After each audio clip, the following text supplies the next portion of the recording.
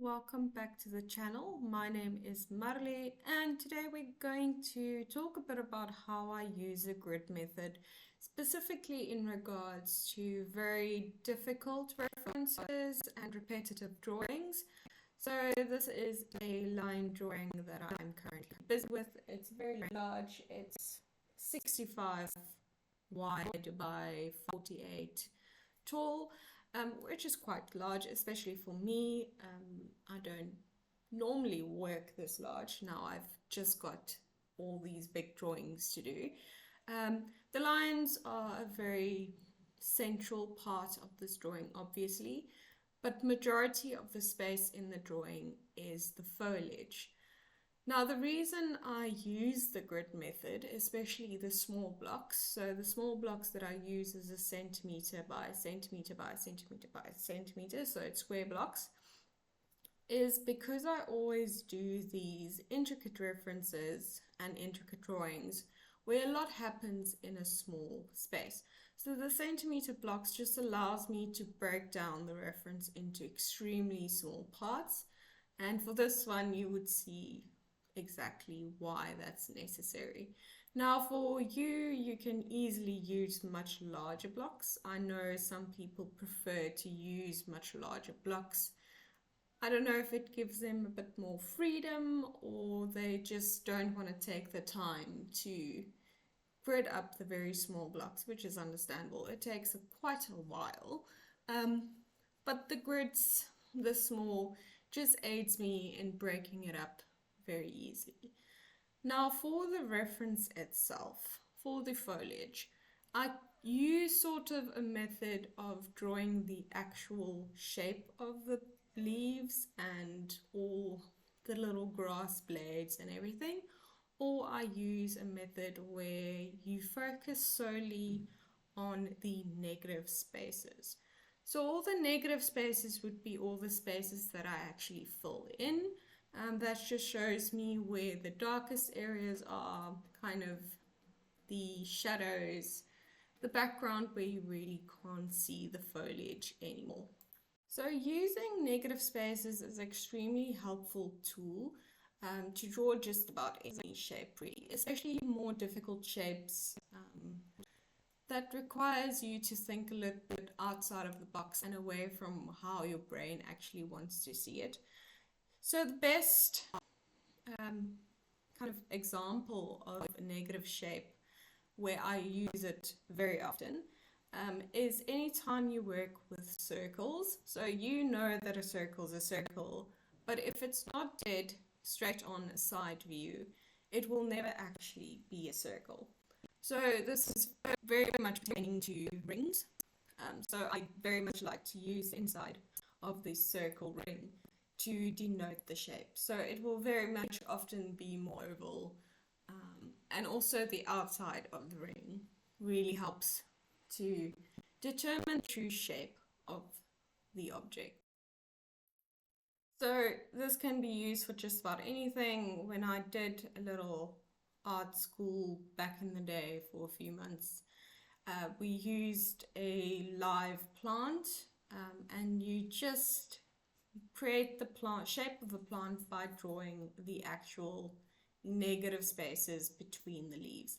And this is very much where this foliage breakdown really kind of comes into play, is using the negative spaces to my advantage. Obviously the smaller grid really helps to break it down, and I break it down on kind of where it's the most in focus. So the areas that I'm drawing in this video, or in this kind of 3.5-hour session, is the most in focus parts of the foliage.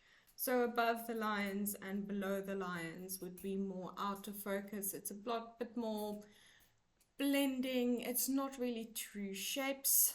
At the end of the video you'll see I'll start to map those parts out, but then I'll use less pencil and more powder.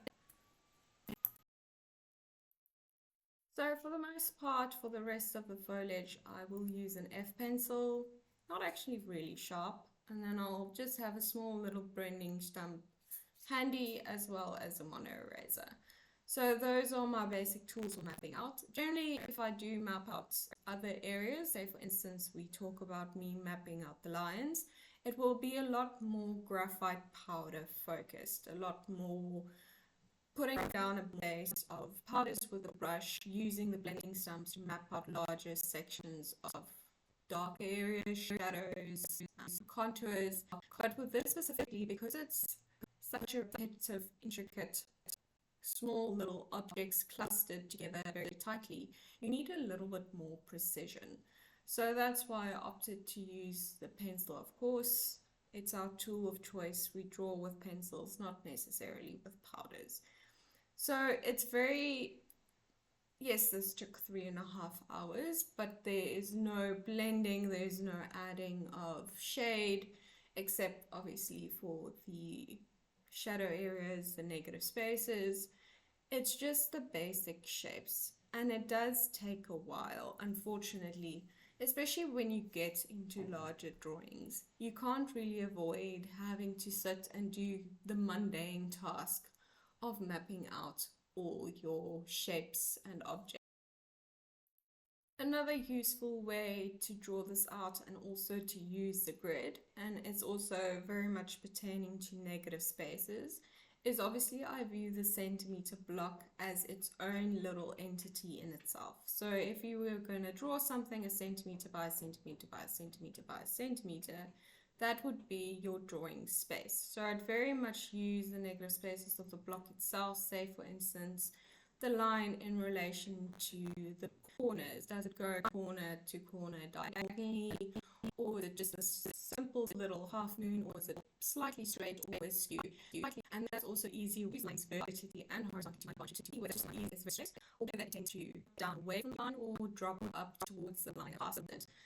Very useful way to also stay in perspective, because not everything is obviously dead on straight on the vertical or on the horizontal. So the use of the horizontal and the vertical lines are a lot more useful obviously for non-organic objects. For the foliage, it's a lot more useful to use the little negative spaces within the blocks itself. So if you watched my Trevi Fountain videos, you would know that that's where it's kind of slanted away from you, the perspective of the drawing, and that's where your horizontal lines really come into play to show you how it tapers down towards the bottom of the paper and how it tapers up towards the top. So that's also a very useful way to use maybe just even horizontal lines or vertical lines. If you've seen any perspective type of drawing videos, you know they use a lot of line work to show perspective of the drawing. So the main takeaway from using this method, the grid and the negative spaces, is that you have to start focusing on the smaller parts and ignoring the larger piece as a whole.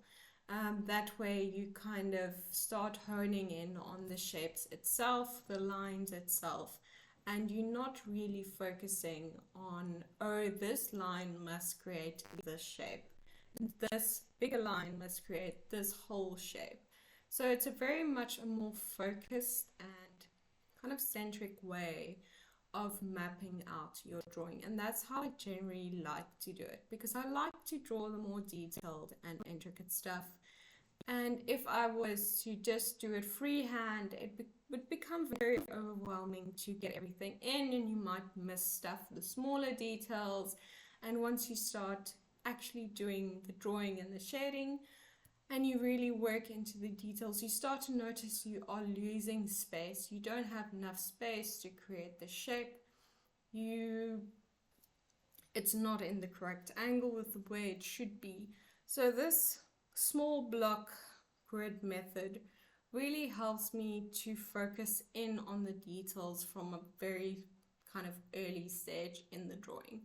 So for the lines, generally that mapping out process of a more organic shape, the fur, the face, it's a much more looser kind of build up the layers process where you start to go more detailed as you go along. Whereas with references like this, where you've got a very large part of the drawing being these very small, intricate little repetitive shapes with lots going on and lots of shading, you really need to kind of change your method slightly to accommodate the bulk of the work, which is going to be mapping it out and getting it correct. So it's a very simple technique, but unfortunately it does take a very long time. So that's the long and the short of it. I really do hope you enjoy. And remember to go check out the draw with me, which is the whole 3.5 hour process. So see you all next time.